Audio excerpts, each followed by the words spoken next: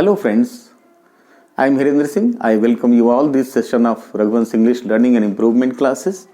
आज की इस वीडियो में हम लोग डिटरमिनर्स एक नए टॉपिक को डिस्कस करने चल रहे हैं। डिटरमिनर्स जो कि एडजेक्टिव के रूप में काम करता है और ये नाउन या प्रोनाउन की पोजीशन, सिचुएशन, उनकी क्वांटिटी, उनकी क्वालिटी के बारे में डिस्क्राइब करने वाले शब्द होते हैं। डिटरमिनर्स शब्द डिटरमाइन से बना है। डिटरमाइन माने होता है निर्धारित करना। तो वे शब्द जो कि किसी नाउन या प्रोनाउन के सिचुएशन को डिस्क्राइब करते हैं या उनके निर्धारित करते हैं उनकी पोजीशन को, ऐसे शब्द को हम डिटरमिनर्स कहते हैं।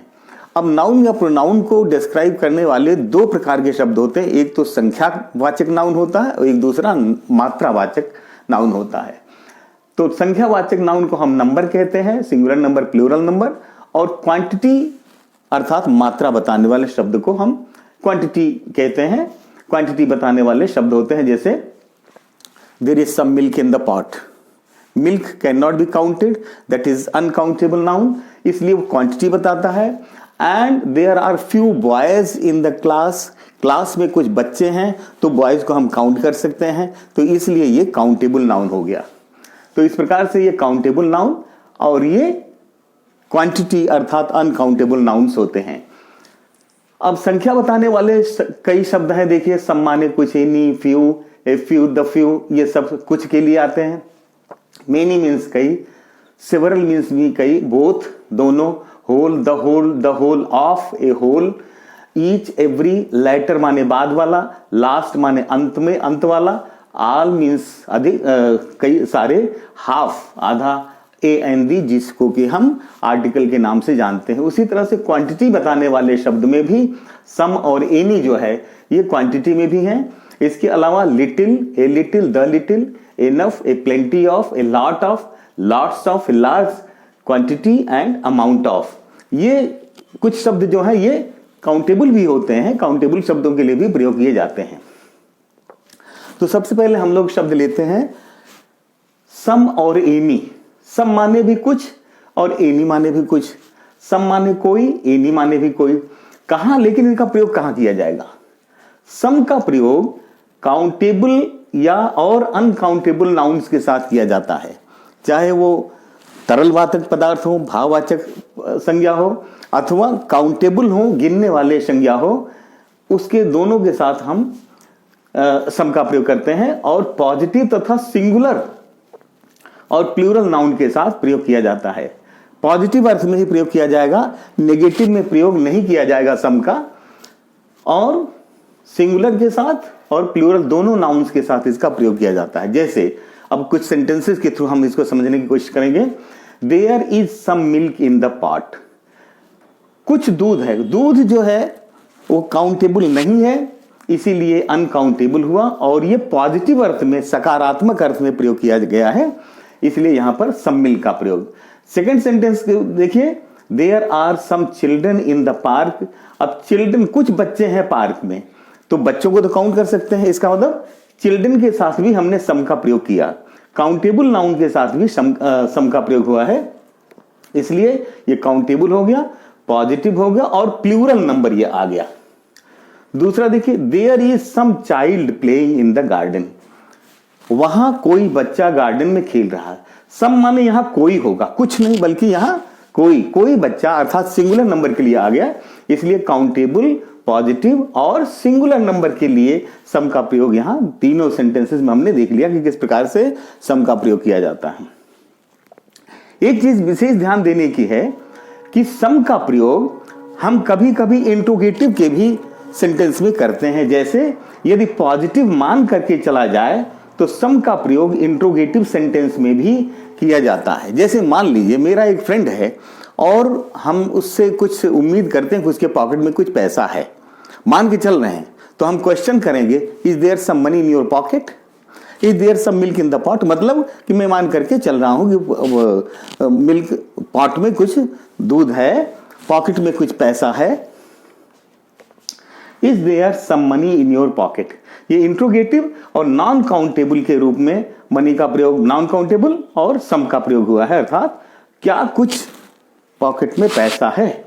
Do you want some chapatis, मान लीजिए हम किसी को खाना खिला रहे हैं और हम देख रहे हैं कि उसको अभी खाना, उसको और भी खाना है, हम उससे यही पूछेंगे कि do you want some more chapatis, क्या कुछ और चपाती चाहिए, ये मान के चल रहे हैं।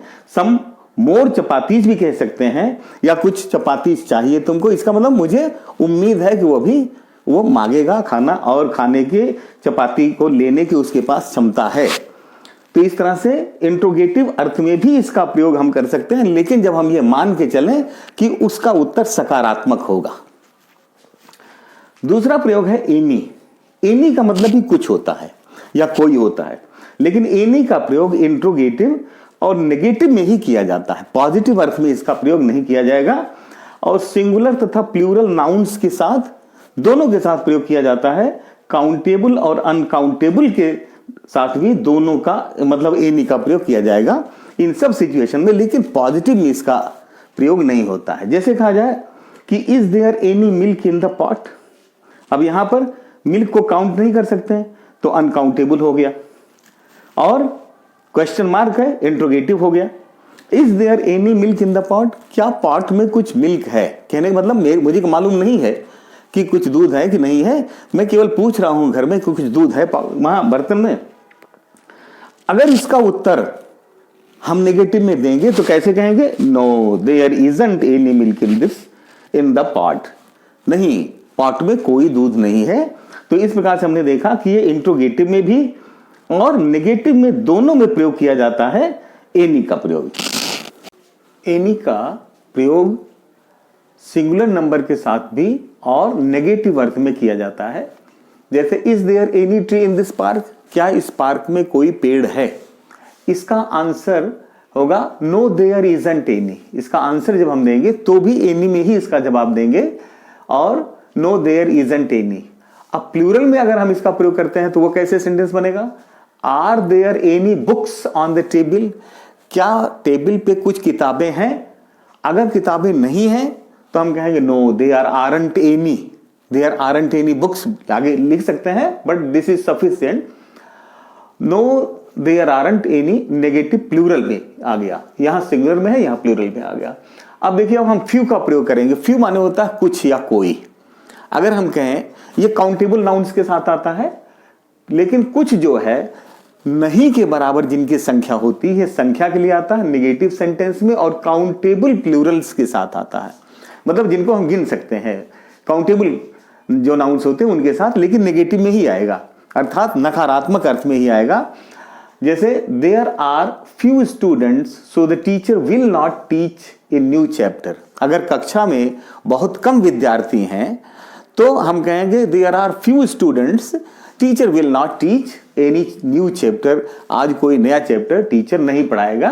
तो जहां फ्यू काम नहीं चल सकता है, कुछ ही संख्या में लोग हैं जिससे कि काम नहीं चल सकता है, उसके लिए हम फ्यू का प्रयोग करते हैं। दूसरे में देखें, there are few pictures in this book so it will not attract the children.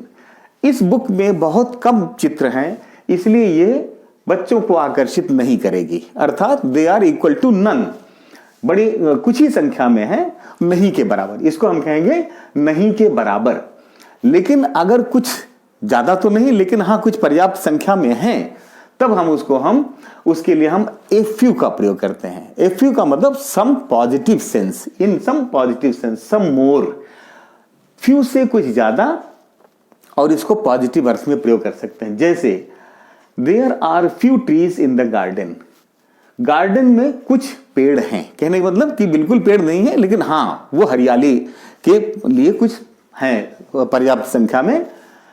There are few students I will teach them. अगर टीचर ने पूछा कि क्या कक्षा में कुछ विद्यार्थी हैं, और उसका जवाब मिलता है हाँ कुछ संख्या में हैं, सारे तो नहीं लेकिन हाँ कुछ हैं पॉजिटिव अर्थ में, तब टीचर कहेगा there are a few students I will teach them. अगर फ्यू होता तो हम उसको कहते कि I will not teach them because there are very few students, बहुत कम संख्या में हैं। अब देखिए, द फ्यू का प्रयोग कहां करेंगे, what ever the number is, चाहे संख्या एक ही हो या दो तीन हो या कुछ ज्यादा हो, कुछ फर्क नहीं पड़ता है, काम उससे होना होगा तो करना ही पड़ेगा। जैसे टीचर कहता है कि are there any students in the class, अगर हम कहें कि no there are very few students, तो टीचर कहता है कि I will teach the few students who are in the class, मैं तो पढ़ाऊंगा चाहे वो एक ही विद्यार्थी होगा, चाहे वो जितनी भी कम संख्या होगी। तो द फ्यू का मतलब what ever the number is, जो भी संख्या है। जैसे the teacher taught the few students, teacher ने उन कुछ थोड़े विद्यार्थियों को पढ़ाया जो क्लास में थे, चाहे वो नेगेटिव अर्थ में हो चाहे वो पॉजिटिव अर्थ में हो। The master employed the few candidates, मालिक ने उन सभी कैंडिडेट्स को जो थोड़े बहुत थे, इसका मतलब होता है थोड़े बहुत। ए फ्यू का मतलब जो भी संख्या, अर्थात थोड़े बहुत का भी प्रयोग कर सकते हैं, अर्थात जो भी थोड़े बहुत हैं उन सबको उसने, थोड़े बहुत संख्या जो भी है उन सबको एम्प्लॉय कर लिया, उसने काम पे लगा लिया, हु वर देयर, जो वहां पे थे। अब देखिए ये तो काउंटेबल्स के साथ आते हैं, नेगेटिव के लिए फ्यू, सम पॉजिटिव के लिए ए फ्यू, और द फ्यू का मतलब होता है पॉजिटिव नेगेटिव जो भी हैं उनसे काम चला लेना। दूसरा शब्द है लिटिल। लिटिल का मतलब थोड़ा, बहुत कम, नहीं के बराबर। अब अगर थोड़ा या कुछ या नहीं के बराबर, इक्वल टू नथिंग, ये अनकाउंटेबल नाउन्स के साथ आता है जिनको हम गिन नहीं सकते हैं, दूध, पानी, गैस, तेल, ऑयल एटसेट्रा। तो ये नेगेटिव सेंस में इसका प्रयोग होता है लिटिल, नहीं के बराबर। जैसे फ्यू था वैसे ही लिटिल, ये काउंटेबल के लिए, ये अनकाउंटेबल के लिए। There is little milk in the pot, pot में बहुत कम दूध है। अगर किसी ने पूछा कि is there any milk in the pot, तो जवाब मिलता है कि there is very little milk in the pot, it can not make tea, इससे चाय नहीं बन सकती। कहने का मतलब उतनी थोड़ी मात्रा जिससे कि काम ना चले, तो इसलिए उसको कहा जाता है there is little milk in the pot, it can not make tea. दूसरा सेंटेंस आप देखिए, एक क्वेश्चन पूछा गया, is there any gas in the cylinder, क्या सिलेंडर में कुछ गैस है? तो अगर बहुत जरा सी गैस बची है, थोड़ी संख्या में, थोड़ी मात्रा में, और उससे खाना नहीं बन सकता है, तो उसका जवाब क्या मिलता है? No there is little gas, नहीं, बहुत कम गैस है।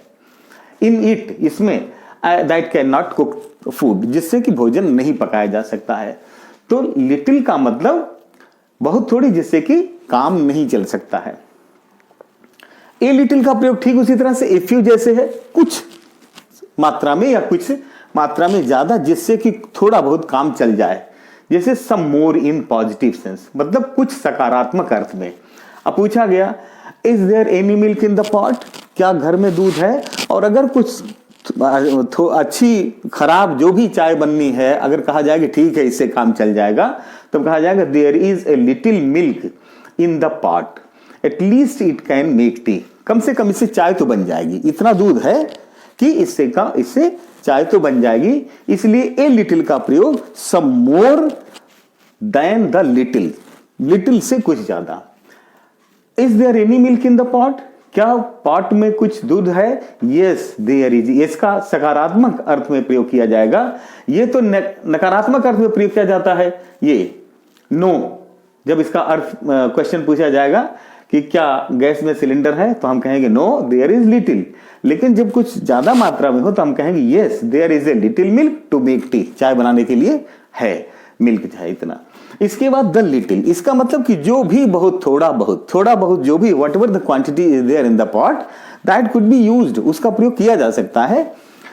The cat poured the little milk, कहने मतलब जो भी थोड़ा बहुत दूध था वो बिल्ली ने गिरा दिया। The cat poured the little milk which was in the pot, वो जो भी थोड़ा बहुत था। He spent the little money, उसके पास जो भी पैसा था, जो भी थोड़ा बहुत पैसा था उसने खर्च कर दिया। Now he has no money to help me, अब मेरी मदद करने के लिए उसके पास पैसा नहीं। ही spent the little money which was in his pocket, इसका मतलब कि अब जो भी थोड़ा बहुत पैसा था उसके पास खत्म हो गया। Now he is unable to help me. इस तरह से हम लिटिल और फ्यू का प्रयोग, जो कि काउंटेबल और अनकाउंटेबल के लिए प्रयोग किया जाता है, वो हमने देखा। डिटरमिनर्स में अगला डिटरमिनर है मेनी, ए मेनी और सेवरल, जिसका मतलब, इन सब का मतलब होता है कई, इन तीनों का मतलब होता है कई या अनेक, लेकिन तीनों में डिफरेंस है। मेनी जो है ये प्लूरल नंबर के लिए आता है, and there may be so many large number of the people, they may be uncounted number of the people. अब प्लूरल नंबर के लिए आता unlimited, where the majority of the people are there and it is very difficult to count them easily. तो many people attended his birthday party, मतलब it was a large party and there were so many people who attended the party at that time. तो इसलिए यहां many का प्रयोग हुआ है और वहां पर अर्थात कई संख्या में, बड़ी संख्या में लोग थे। मेनी ए का प्रयोग क्या होता है? मेनी ए माने एक, मेनी कई एक, इसका मतलब कि मेनी में से एक, इसलिए इसको सिंगुलर नाउन के साथ इसका प्रयोग किया जाता है, अर्थात एक वचन संज्ञा के साथ, और क्रिया भी एक वचन की होगी, अर्थात the verb and noun both will be in singular number. Countable के लिए इसका प्रयोग किया जाता है। मेनी ए बॉय, इसलिए देखिए मेनी लगने के बावजूद भी बॉयज नहीं लिखा क्योंकि इसके पहले ए आ गया है।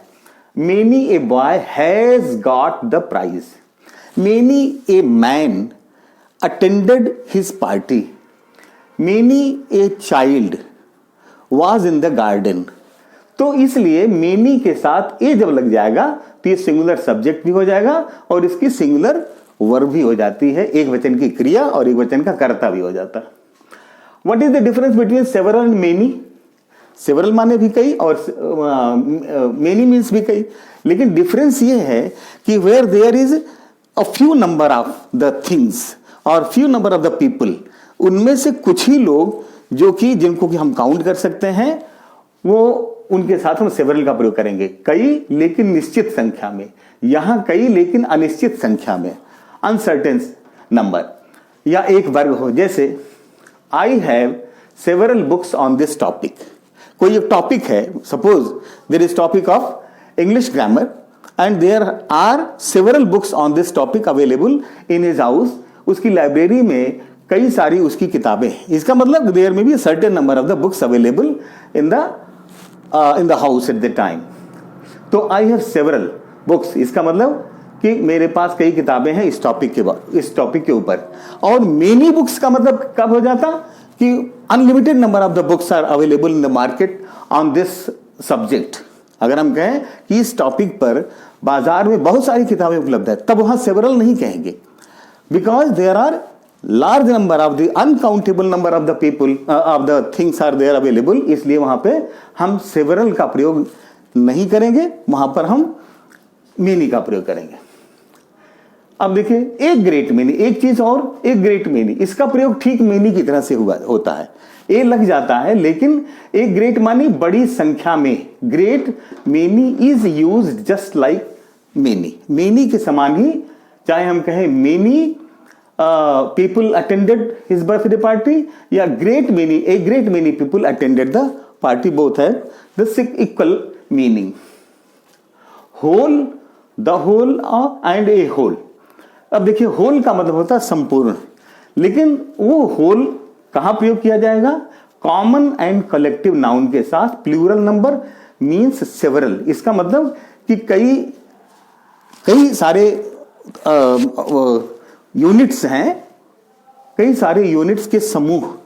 जैसे कहा जाए whole areas were destroyed by the flood, one area in which there were so many regions that included so many regions, so the whole areas were destroyed by the flood।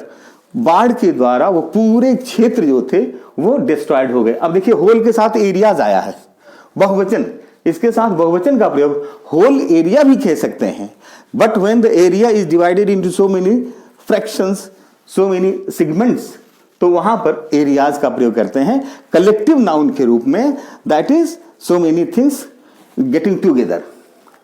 Whole areas were destroyed by the flood.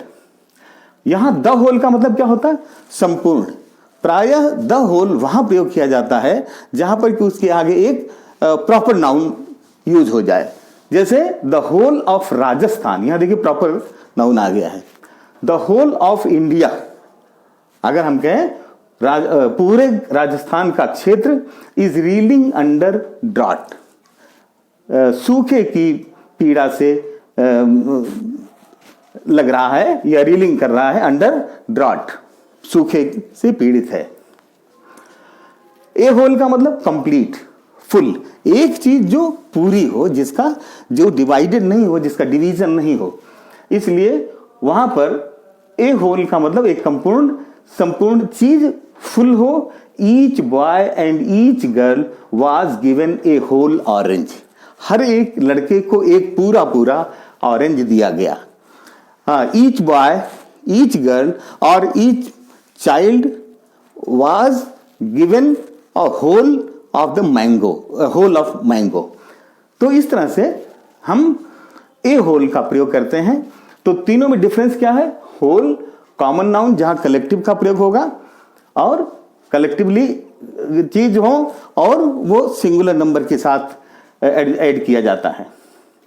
The whole का मतलब कि particular एक reason हो, proper noun हो, उसके लिए the whole का प्रयोग करेंगे। ए होल का प्रयोग करेंगे पूरी चीज जो कि किसी को दी जाती है, या अगर हम लेते हैं द होल तो उसके लिए हम ए होल का प्रयोग करेंगे। ईच और एवरी का प्रयोग कहां होता है? ईच माने प्रत्येक और एवरी माने भी प्रत्येक, दोनों का मतलब प्रत्येक होता है, लेकिन दोनों में डिफरेंस क्या है?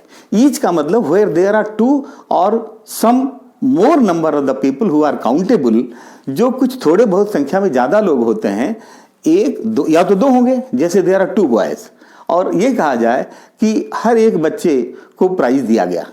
Each of the boys, each of the two boys, दोनों को, प्रत्येक को गॉट प्राइज, दोनों को प्राइज मिला। हम यह नहीं कह सकते each of the to, every of the two boys. Every कहां लगता है? जो जहां दो से ज्यादा लोग हो जाएंगे।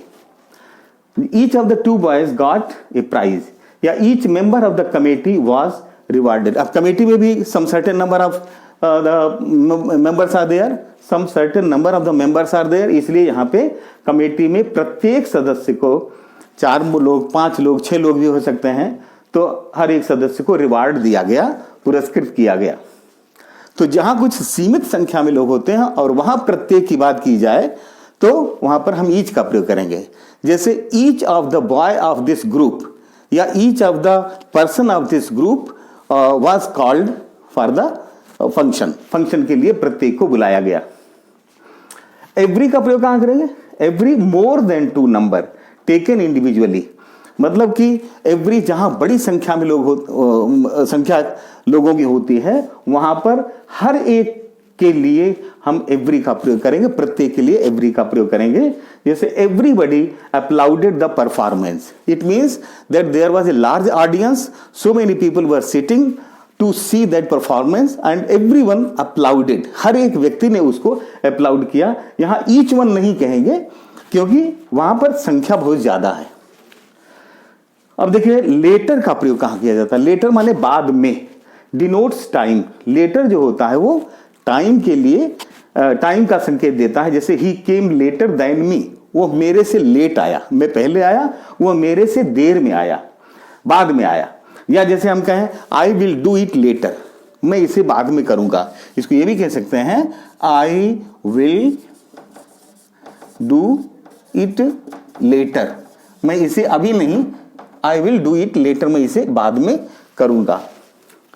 और लेटर LATTER, दोनों में डिफरेंस है, LATER और लेटर माने बाद वाला। वेयर देयर आर 2 पीपल और 2 men standing one against the other, एक दूसरे के आमने सामने खड़े हैं। हम जब पहले वाले को कहेंगे तो हम कहेंगे फार्मर, और दूसरे वाले को, लेटर वाले को, बाद वाले को कहेंगे हम लेटर। लेटर डिनोट्स पोजीशन, स्थान दिखाता है, पहला स्थान, दूसरा स्थान। तो वहां पर ऑफ द 2 बॉयज, इन दोनों में से the latter is, suppose Ram and Shyam are standing in a row and the former is Ram and Shyam is the latter, तो हम कहेंगे इन दोनों में से the latter is very irregular in this work. मान लीजिए हम नाम नहीं जानते हैं तो हम कहेंगे जो बाद वाला लड़का है वो बहुत काम में सुस्त है, बहुत अनियमित है, इरेगुलर है। या मान लीजिए अगर हम कहें कि पहला वाला राम है और बाद वाला श्याम है, the former is Ram and the latter is Shyam. Latest का मतलब होता है नवीनतम, और ये जो है कि up till now what is the situation, अब तक की जो लेटेस्ट सूचना है, हम लोग भी कहते हैं कि लेटेस्ट न्यूज क्या है, तो tell me the latest news, मुझे अब तक की खबर बताओ, मतलब कि नवीनतम खबर, अब तक की ताजी या फ्रेश। और लास्ट माने होता अंतिम, ये पोजीशन दिखाता है। Last boy standing, there are so many boys standing in a line and the last boy at the end of the line, that will be said as the last. तो position, the clerk was the last to leave the office. Office से सब लोग घर गए और clerk जो अंतिम था, अंतिम जाने वालों में क्लर्क था वो, तो हम कहेंगे the clerk was the last to leave the office. Office को छोड़ने वाला वो अंतिम व्यक्ति था। I am the last person to receive the prize. कई सारे लोग थे और मुझे अंत में जाकर के प्राइज मिला, तो हम कहेंगे कि मैं अंतिम व्यक्ति था जिसको प्राइज दिया गया।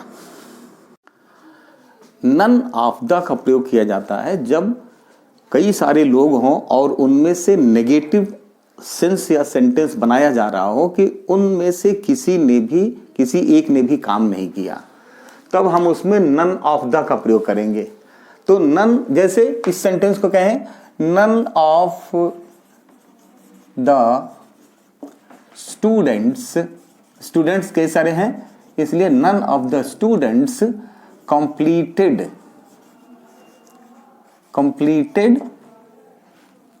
their work। किसी ने भी काम नहीं किया। अब हम his work भी लिख सकते हैं। अगर इंडिविजुअली हम कहेंगे none of the students completed his work अथवा none of the students completed their work as a whole, तब हम कहेंगे प्लूरल नंबर हो जाएगा their work। अब इस तरह से neither of the का, इसी तरह से neither का मतलब ना तो ये, अर्थात where there are two people or two things, one of them। तो neither of the two, इसका मतलब कि जैसे हम कहें उन दोनों व्यक्तियों में से किसी ने भी नहीं बोला, तो neither of the two spoke, neither of the two spoke before the officer or boss। दोनों में से कोई भी बॉस के सामने नहीं बोला। तो इसलिए, क्योंकि अब नाइदर का प्रयोग कहां करेंगे, जहां दो ही लोग होंगे और उनमें से किसी ने भी काम नहीं किया। उसी तरह से आइदर के साथ भी जब दो लोग होते हैं और उनमें से एक कोई पॉजिटिव वर्क करता है, तब हम आइदर का प्रयोग करेंगे। Either of these boys broke the window, इनमें से किसी एक ने खिड़की को तोड़ा है। इसी तरह से ऑल का प्रयोग कहां किया जाता है? ऑल के साथ प्रायः हम all of the students, all of the students went on a picnic, सभी विद्यार्थी पिकनिक पर गए। यहां हम ऑफ का प्रयोग छोड़ भी सकते हैं, ओमिट भी कर सकते हैं, लीव भी कर सकते हैं। All the students went on a picnic और all of the students went on a picnic. लेकिन ऑल के साथ ऑफ वहां लगाना जरूरी हो जाएगा जब कोई प्रोनाउन आएगा, जैसे all of us, all of us, all of them, all of you, तुम सभी लोगों में। ऑल ऑफ, वहां ऑफ लगाना जरूरी हो जाएगा। All of us, all of them, all of you went to the picnic. वही सेंटेंस हो गया। सपोज वही सेंटेंस आ गया, वेंट्स टू द पिकनिक या went on a picnic. All of them, all of you या ऑल ऑफ अस, हम में से सभी लोग पिकनिक पर गए। यहां ऑफ को छोड़ा जा सकता है, लेकिन यहां ऑफ लगाना जरूरी हो जाएगा। अर्थात ये प्रोनाउंस के साथ, अब नाउन प्रोनाउंस के साथ, यहां ये सब प्रोनाउन है, इनके साथ ऑफ लगाना जरूरी हो जाएगा। इसके बाद है हाफ। उसी तरह से हाफ, जैसे कहा जाए हाफ के साथ ऑफ लगाया भी जा सकता है और नहीं भी लगाया जा सकता। Half of the fruit, half of the fruit was rotten। आधा फल सड़े हुए थे, आधे फल सड़े हुए थे। Half the fruit was rotten अथवा half of the fruit was rotten कहेंगे। और इसी तरह से लेकिन हाफ ऑफ, यहां हाफ के साथ ऑफ लगाना यहां जरूरी हो जाएगा। जैसे half of it is torn, इसका आधा भाग टूटा है। यहां इट जो है ये प्रोनाउन आ गया है, इसलिए यहां हाफ के साथ ऑफ लगाना जरूरी है क्योंकि यहां प्रीपोजिशन आ गया है, सॉरी यहां प्रोनाउन आ गया है। इसके बाद इसी तरह से ए प्लेंटी ऑफ माने बहुतायत होना, बहुतायत होना, बड़ी संख्या में होना। A lot of, a plenty of, a lot of का भी प्रयोग कर सकते हैं। A lot of, a lots of, इन सबका भी प्रयोग कर सकते हैं जहां बहुत बड़ी संख्या में। जैसे a plenty of, plenty of food was lying in the kitchen, बड़ी मात्रा में फूड किचन के अंदर पड़ा हुआ था। There was no shortage of food, there was plenty of food, a plenty of food. अब देखिए प्लेंटी ऑफ फूड यहां पर ये अनकाउंटेबल हो गया, नॉन काउंटेबल हो गया, ये नॉन काउंटेबल। और अगर ये कहा जाए कि a lot of books, a lot of books are lying on the table, table पर पड़ी हुई हैं a lot of books.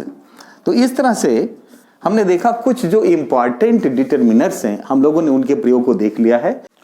Now the fag end part of this determiners are the two words less and lesser. अंत में हम less और laser दो शब्दों को लेंगे जो डिटरमिनर्स के रूप में यूज किए जाते हैं। लेस का मतलब होता है उससे कम, जब हम किसी चीज से तुलना कर रहे हों और कम सामग्री हो पहले से तो हम कहेंगे उससे कम। ये कॉम्परेटिव डिग्री है लिटिल का, लिटिल, लेस और लीस्ट। इसका मतलब कि इसके साथ कॉम्परेटिव डिग्री में जब हम तुलना करते हैं तो जैसे कहा जाए this exercise is less important than the previous one, पहले की अपेक्षा, then the previous one.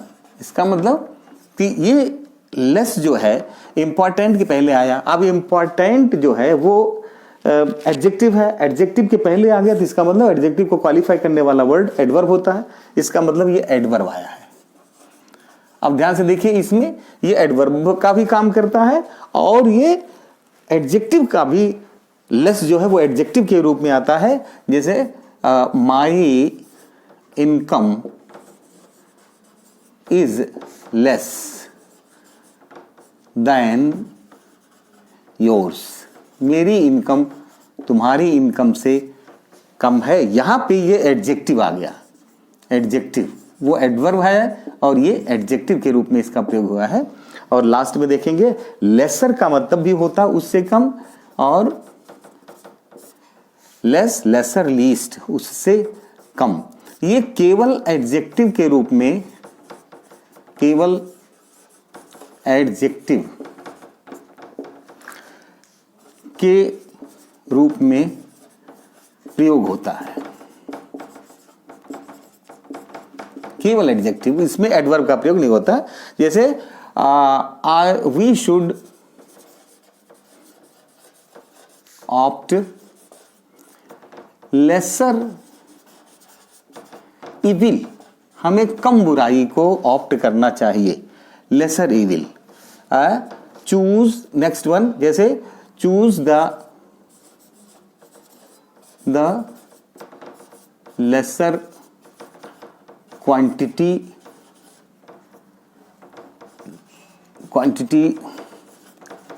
Of the sweets,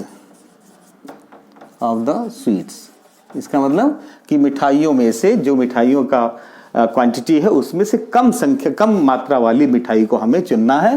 तो इसका मतलब लेसर, इविल के पहले लेसर आया है, यहाँ क्वांटिटी के पहले लेसर आया है। इसका मतलब कि ये एडजेक्टिव के रूप में, क्वांटिटी नाउन है, एविल नाउन है, दोनों के पहले लेसर का प्रयोग हुआ। इसका मतलब ये केवल एडजेक्टिव के रूप में इसका प्रयोग होता है। So that's all with this determiner, and I hope we have discussed it very detail. This topic must have been very much clear to all of you. I also request you to subscribe my channel if it is not done already, and share and like the video, my video also. Thank you very much for watching me and listening to me. Thank you.